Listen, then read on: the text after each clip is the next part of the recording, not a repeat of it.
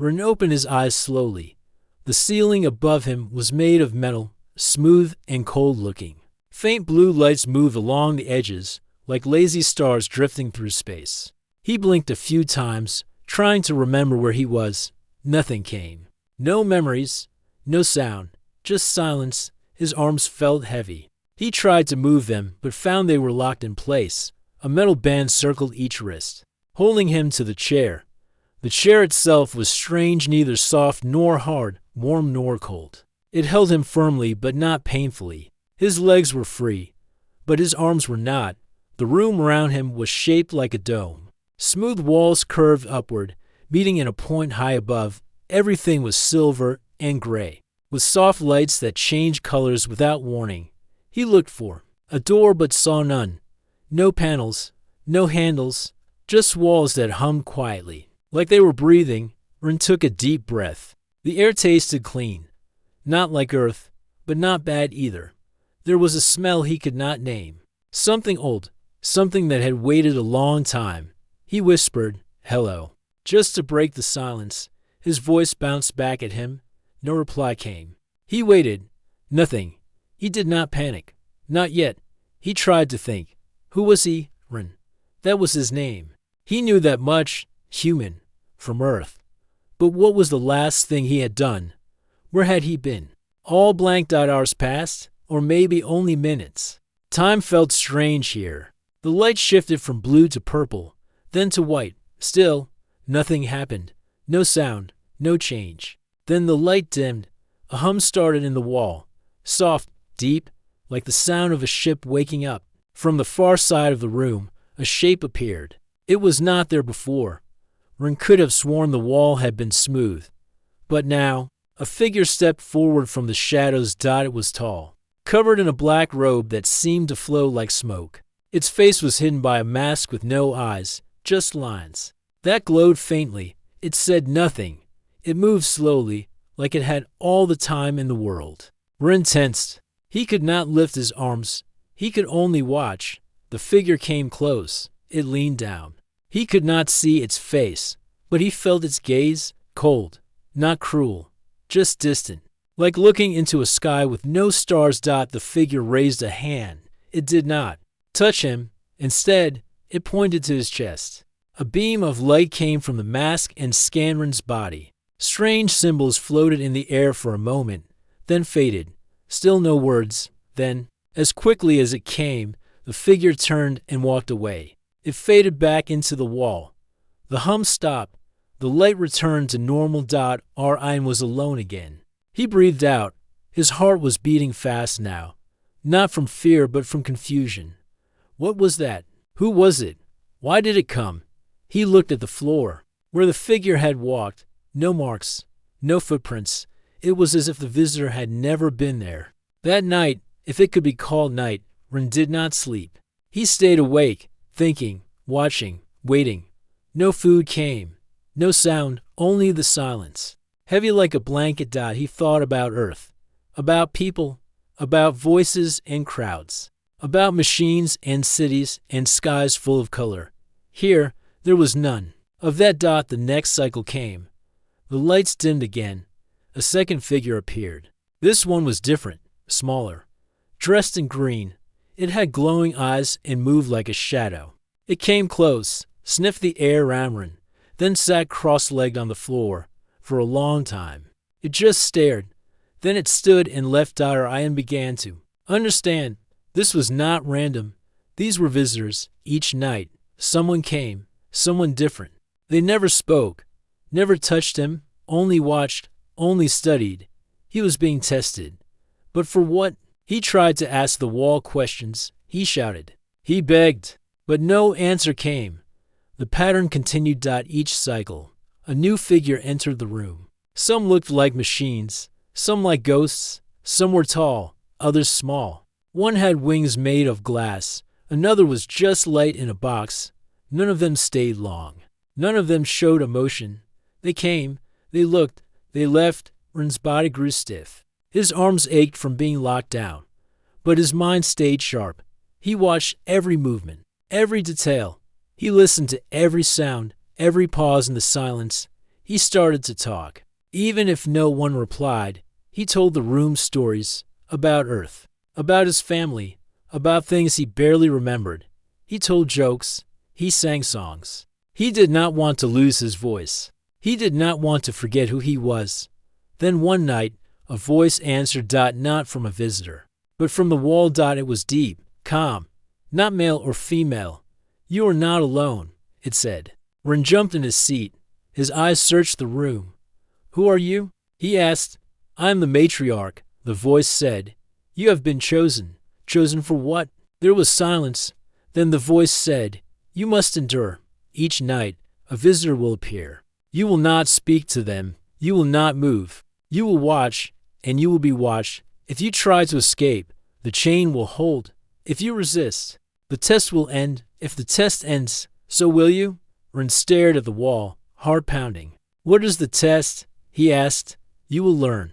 The voice said, if you are worthy. Then the voice was gone. Ren leaned back. His thoughts were spinning. The visitors were not here by mistake. This was planned.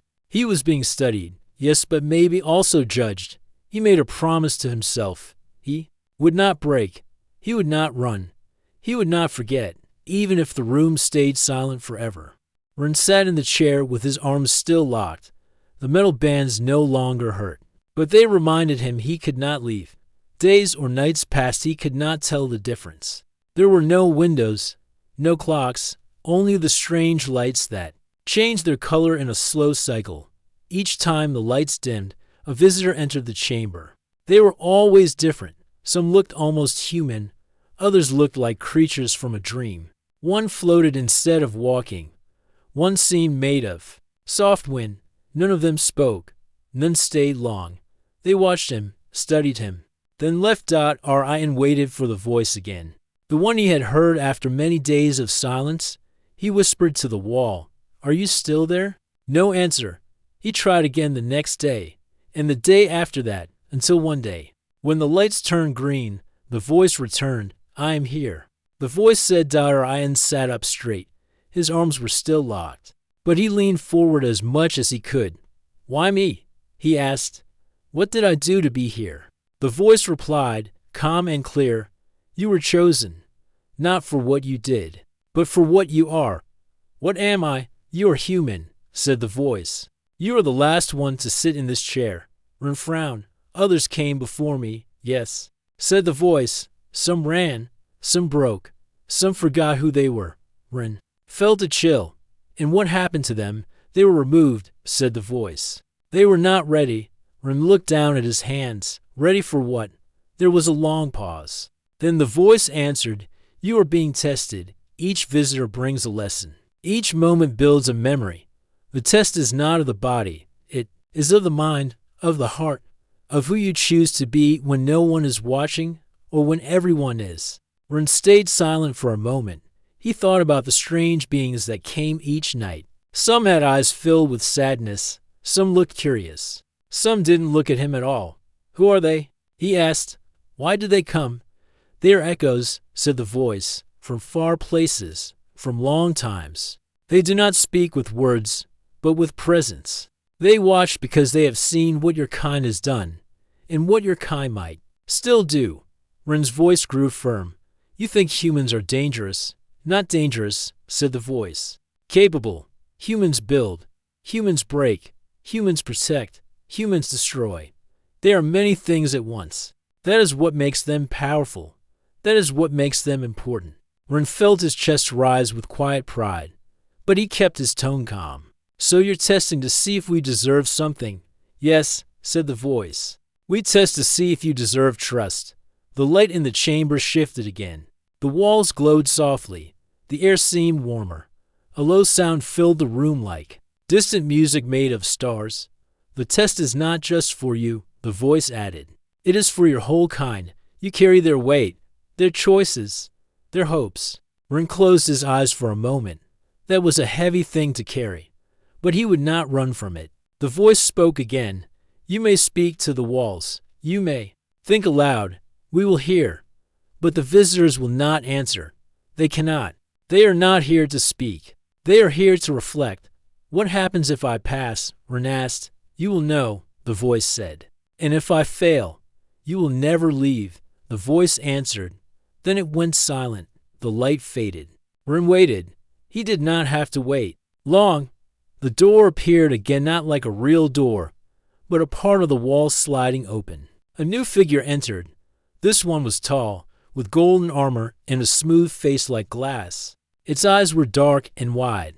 It did not walk. It floated across the floor, smooth and silent. Ren watched it carefully.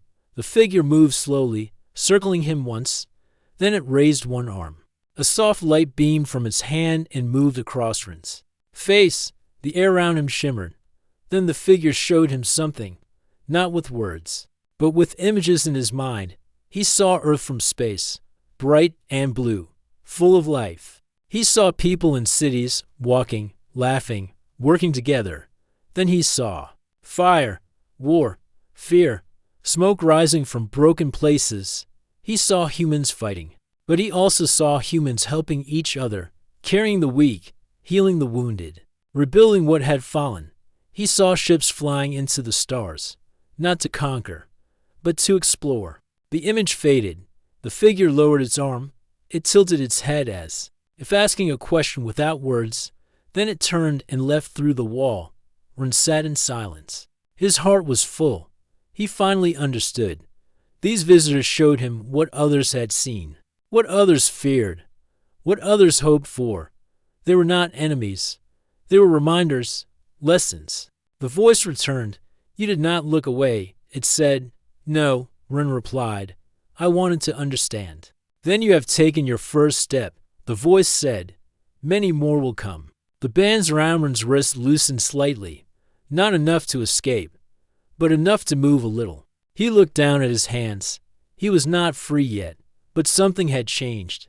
The chamber was still silent, the light still cold, but Ren felt different inside. He was ready for the next night. Ready to see, ready to learn, and most of all, ready to prove that humans could be more than what the stars believed. Ren sat in the chair as the soft lights glowed above him. The metal bands on his arms were not as tight now. He could move his hands slightly, enough to stretch his fingers. It was not freedom, but it was a change, a small one, yet it meant something. He thought of the last visitor, the one in golden armor who showed him images of Earth, war, and hope. That night stayed in his mind like a memory he never wanted to forget. Now, the chamber was quiet. Again, Ryan had started talking to the walls. He did not know if the Matriarch was always listening, but it helped to speak. Sometimes he told stories from his childhood. Sometimes he asked questions. Most of the time, he simply said what he was feeling. I don't know how many more visitors I'll see, he said aloud, but I think I'm learning. Maybe that's the point. The lights above him dimmed. The floor grew still. Then the hum returned. It was deeper than before, sharper, more mechanical. The wall in front of him opened. Not like before when it simply slid aside. This time, it folded back in pieces. Metal panels shifted, clicked, and moved like parts of a living puzzle. A visitor stepped out. It was a machine. Tall, gray, covered in thin lights that blinked in slow patterns. Its body was made of smooth metal, shaped like a tall human without a face. Its arms were long, and its fingers were thin like wires. It did not walk. It hovered, silent and cold. Ren felt a chill, but not from fear. The machine gave off no heat, no sound, just presence. It stopped a few steps from the chair. Ren met its gaze. Even though it had no eyes, the machine raised one arm. A soft blue beam of light came from its palm. The beam touched Ren's forehead. He closed his eyes. Suddenly, images began to fill his mind. He saw old Earth, years ago, warships flying through space, explosions across planets, colonies lost to greed, other worlds falling to weapons built by humans, cities destroyed in minutes. Planets turned silent. The images changed. Now he saw something else. Groups of humans landing on broken planets. They were not soldiers. They were builders, healers, scientists, and farmers. They were helping. They were trying to fix what had been ruined. He saw humans standing between fighting species, stopping wars, giving food, sharing knowledge, offering peace. Then he saw machines. Machines like the one in front of him, hundreds of them, all watching, learning, storing information. Silent watchers across time. The images faded. Ren opened his eyes. The machine slowly moved closer. Then it did something strange. It opened its chest. A small round object floated out. It looked like a piece of crystal, glowing softly. The machine held it in the air for a few seconds, then let it fall. It dropped into Ren's lap. The machine stepped back. Then it turned and left through the wall, which closed behind it like before. Ryan looked down at the object. It was smooth and warm. Light swirled inside it, like a tiny galaxy. He did not know what it was, but he felt its weight, not just in his hand, but in his heart. The chamber stayed quiet. Then the matriarch spoke. "You have been marked," she said. Ryan looked up. "What is this? A memory?" The voice replied. "A part of the record. You were shown the past. Now you hold it. Why?" he asked. "Why give it to me?" "Because you understood," said the matriarch. "You did not turn away. You saw both the pain and the healing, the harm and the hope." Ren held the glowing object carefully. "Is this part of the test?" "All is part of the test," she said. "But this is also a gift. It is rare. Not all who sit in the chair are given such things." Ren placed the crystal near his chest. It pulsed gently, matching the rhythm of his heart. "What am I supposed to do with it?" he asked. "Keep it," she said. "One day you will need it." The light in the chamber began to shift again. The silence returned. Ren leaned back and looked at the ceiling. He thought about the machine, about the images, about the balance of destruction and peace. He had always known that humans were not perfect. They made mistakes, big ones. But they also learned. They changed. They tried again. That must be why he was here. Not because humans were always right, but because they were willing to grow. That night, Ren did not sleep. He sat quietly, holding the small glowing crystal. It gave him warmth, but more than that, it gave him something new. It gave him purpose. He whispered to the room, "I don't know where this is leading, but I'll keep going, no matter how many visitors come." The bands on his arms gave another small shift, still locked, but looser than before. A sign, a reward. He smiled faintly, his first smile in a long time. The chamber was still silent, still closed, but it no longer felt like a cage. It felt like a path. Ren sat in the quiet chamber, the small glowing crystal resting in his hand. It still pulsed with soft light, matching the rhythm of his heartbeat. He looked at it often. It reminded him of something important, something he could not yet name. The chair no longer felt like a prison. It was still holding him, but it no longer held him down. The bands on his arms had loosened again. He could now move his wrists and fingers freely. The matriarch had not spoken since the machine visitor left. The crystal behind, Ren did not call out to her. He had learned that she spoke when it mattered most. So he waited. When the lights in the ceiling turned a warm gold, he knew it was time again. The wall across from him opened without sound. From the darkness, a small figure stepped into the chamber. Ren blinked. It was a child. She looked no older than 10, thin and quiet, with pale skin and large green eyes that seemed too deep for someone her age. Her clothes were made of rough cloth, torn in places, with patches of many colors stitched across them. Her feet were bare. Ren watched her closely. She did not walk like a normal child. She moved carefully, each step soft and slow, like someone who had walked many long roads. Her face showed no fear, only calm. She stopped just a few steps in front of him. For a moment, they looked at each other in silence. Then she tilted her head. Her lips did not move, but Ren heard her voice, not with his ears, but inside his mind. "Are you the one they chose?" Ren nodded slowly. "I think so." The girl took a breath. Her thoughts came again, quiet and clear. They said someone strong would come, someone who would not turn away. "But I thought it was only a story." "Who are you?" Ren asked. She looked down. "I don't know my name anymore. They took it when they brought me here. I was like you once. I sat in the chair. I waited for answers, but I was not strong enough." Ren leaned forward. His voice was gentle. "What happened to you?" I broke, she said simply. I cried. I begged. I forgot why I came. So they let me go, but not back home. I became a shadow, a watcher, one of the ones who visit. You're one of them, she nodded. Yes, but not like the others.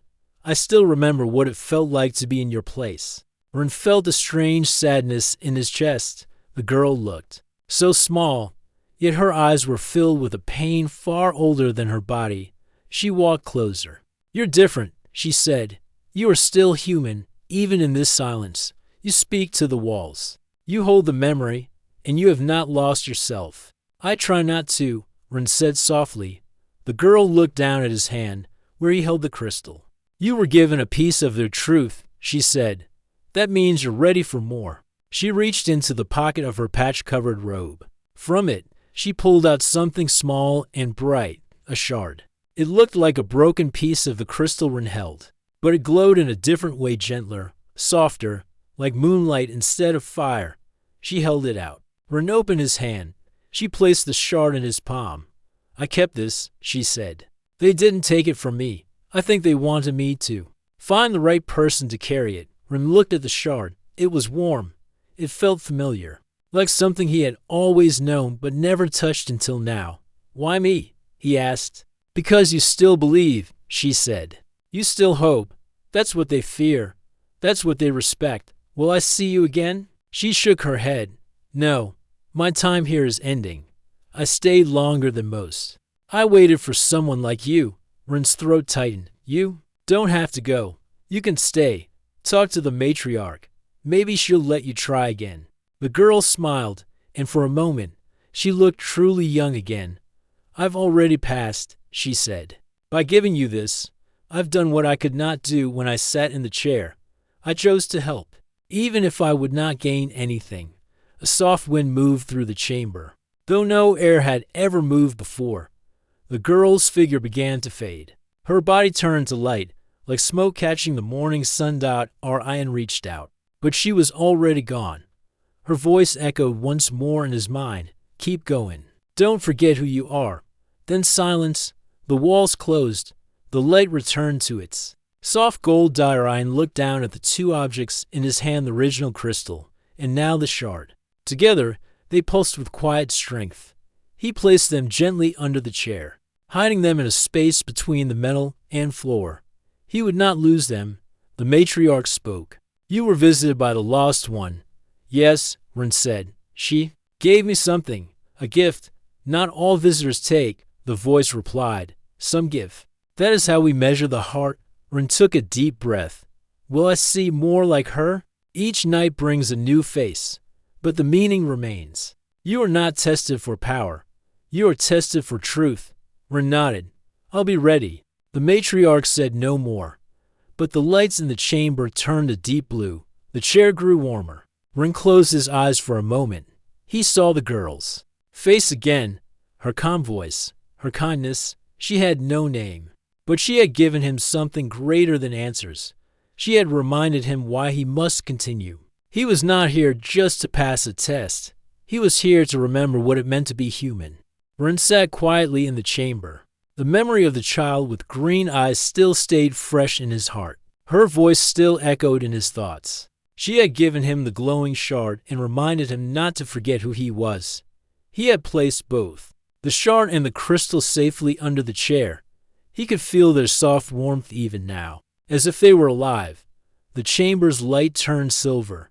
The walls made a soft sound, like air brushing across glass. Ren looked toward the wall where the visitors always came. It was time again. He did not know what would appear this time, but he was no longer afraid. He had seen machines, creatures, and even someone who had once sat in this same chair. Each visitor had shown him something new, something important. The wall opened. A figure stepped in.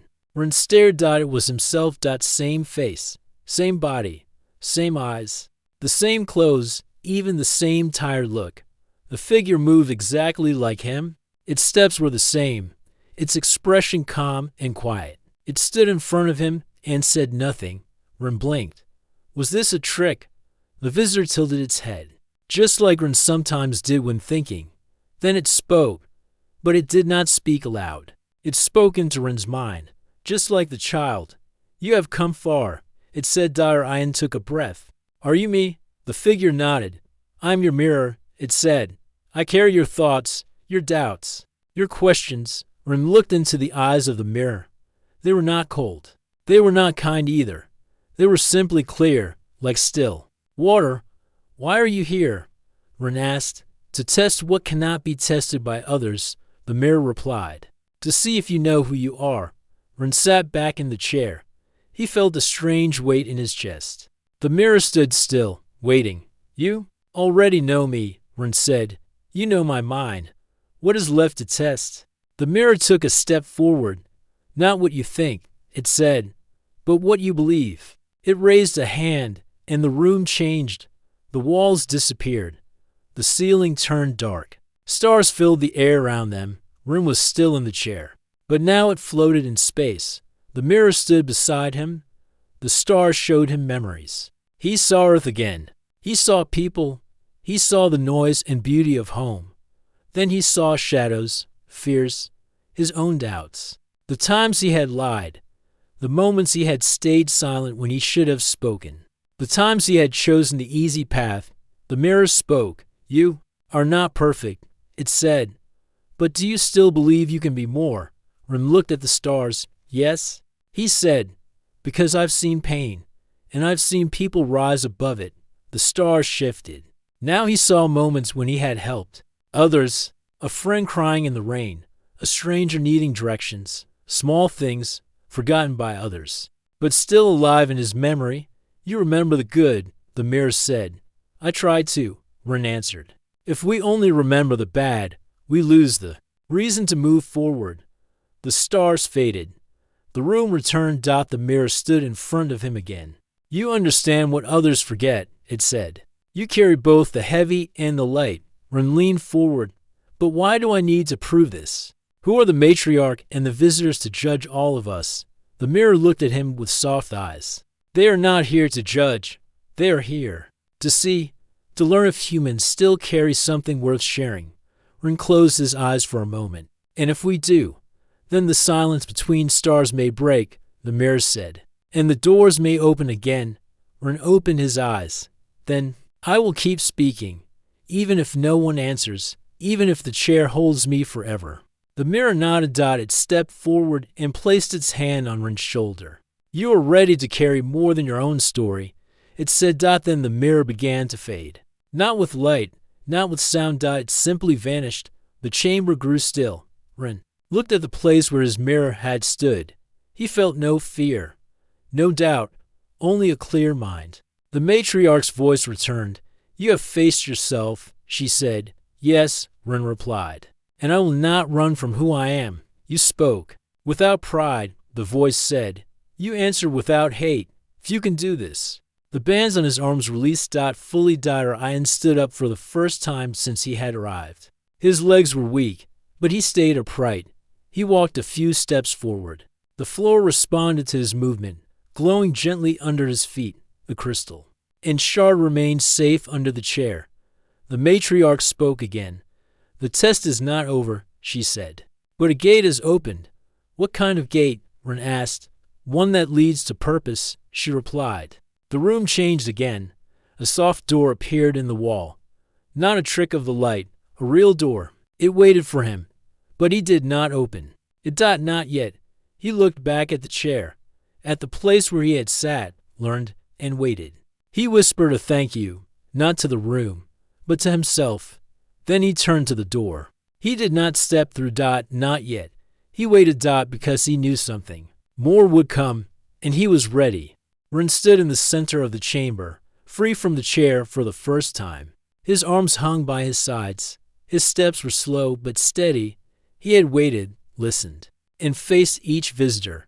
He had been given memories, questions, and truths. Now, he stood with both feet on the glowing floor, no longer a subject of the test, but something more. The door in front of him remained closed.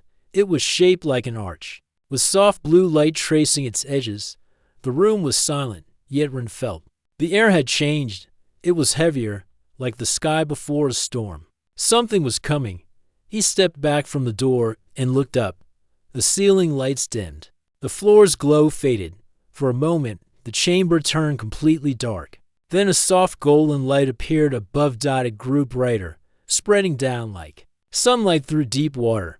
Slowly, a figure began to descend from the air. She was not like the other visitors. She did not float like a machine or move like a shadow. She came with grace, with calm, and with weight. She was the matriarch. Her form was tall and elegant.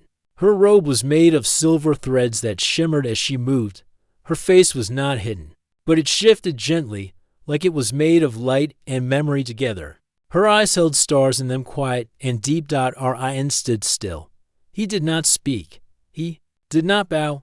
He simply watched as she came down and stepped onto the floor. "You have walked the path," she said. Her voice was many voices at once, soft, strong, old, and new. "I have tried," Ren replied. "You have not tried," she said. "You have endured." The matriarch walked around him. She did not look at him with judgment. She looked with understanding. "You were brought here not to be punished," she said, "but to be given a chance, a voice, a future." Ren turned to face her. "Why me? Why a human? There are many others across the stars." She looked into his eyes. "Because humans forget, and still they remember. They fall, and still they rise. You break what you build, but you build again. That balance is rare." Ren felt the words settle inside him.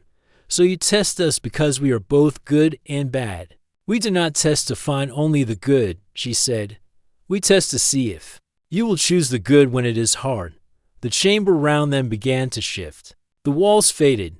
They were standing in a new space now, a wide hall filled with empty seats made of crystal and metal. Each seat faced a glowing circle in the center. Ryan turned in awe. "What is this place?" "The Hall of Listeners," she replied. "Once, many voices spoke here, voices from many stars. They shared ideas, peace, warnings, hopes. But over time, those voices faded. Some fell to war. Others turned silent. We, the Varnal, listened for a long time, until even we could no longer speak." She stepped to the center and placed her hand on the glowing circle. The light grew stronger. The seats lit up, one by one, but no one sat in them. "This place needs a voice," she said. "Not to control, but to carry. Not to command, but to connect." Ren felt a pulse in his chest. "Are you asking me to speak for Earth?" "No," she said. "I am asking you to speak for those who still hope, for those who still believe in understanding, for those who are willing to listen." He looked at the empty seats again. "Will others come?"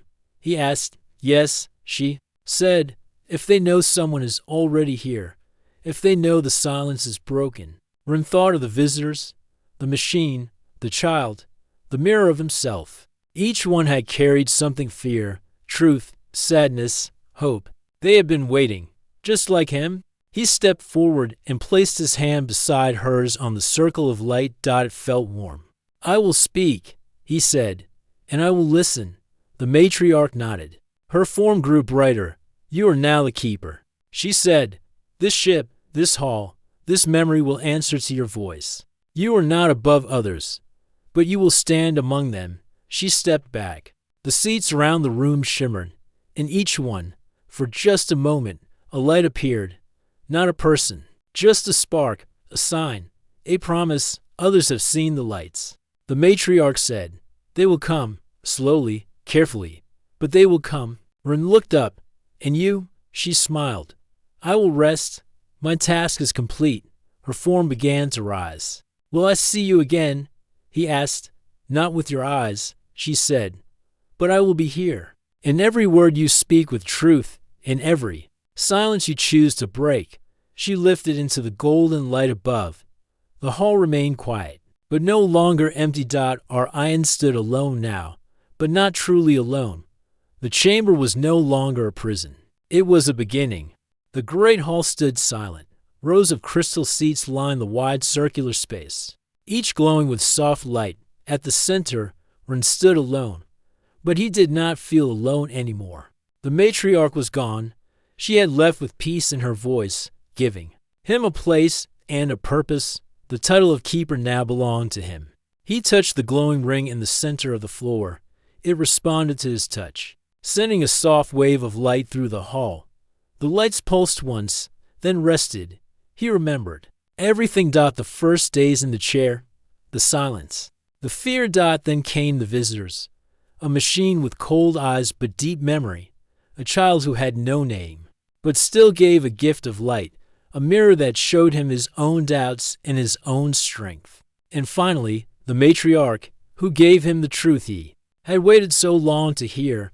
Each one had come to shape him, not to test his strength, but to see if he could hold something bigger than himself. Now, that weight rested in his heart, but it did not feel heavy. It felt right. Days passed, or what he now called days. There was no sun in the hall, only light that changed gently with time. Ren built his space with care. He moved through the ship's quiet halls.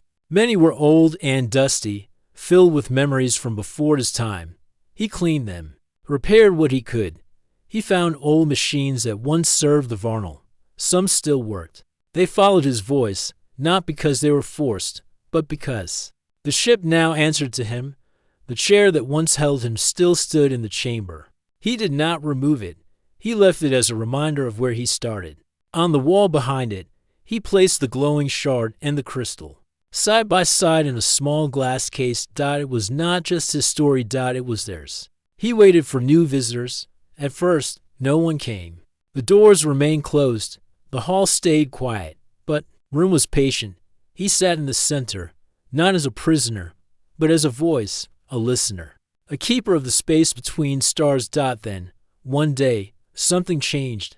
The ring in the center pulsed. Just once. Ian stood and watched. A soft sound echoed through the ship. Not a hum, not a whisper, but something like a heartbeat. The lights in one of the crystal chairs flickered, then stayed on. A door opened. A figure stepped inside. It was not like the visitors he had met before. This being walked slowly, covered in blue robes, with silver markings on its face. Its eyes held no anger, only caution. Ian said nothing. The being looked around the hall. It paused at the glowing seats, then walked to the center. Ren stepped aside. He did not speak first. The visitor looked at him and spoke with a soft voice. This place was quiet for a long time. Ren nodded. Now it waits to be filled again. The visitor looked at the crystal seats. Do you speak for your kind? I speak for those who are ready to listen, Ren said. And those who still hope. The visitor took a seat. The light under it glowed gently. Then another signal came. Another door opened. A second visitor stepped in. Then a third. One was made of light and music. Another wore armor covered in dust from long-traveled roads. One walked with 4 legs and spoke in patterns that Ren did not understand at first. But he listened. He watched. He waited. And they saw him, not as a leader, but as a voice. Soon, the once empty hall began to change. More seats lit up. More beings arrived. They did not come with weapons. They did not come with fear. They came with stories. And Ren listened to each one. He shared what he had learned, not to teach, but to connect. He spoke of the machine that remembered pain and peace. He told the story of the child with green eyes who gave him light. He spoke of the mirror, the voice of his own heart.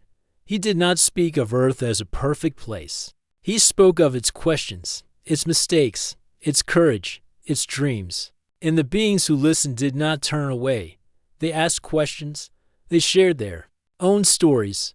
Some had lost worlds. Some had left homes far behind. Some had once feared humans. But now they listened to one. And that changed something. The hall was no longer silent. It was alive. One evening, as Ren stood alone once more, he turned to the wall where visitors had once entered his chamber. He waited, but no one came.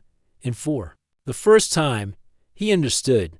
The test was over. No more shadows would visit. No more faces would come in the night to stare in silence, because he was no longer being tested.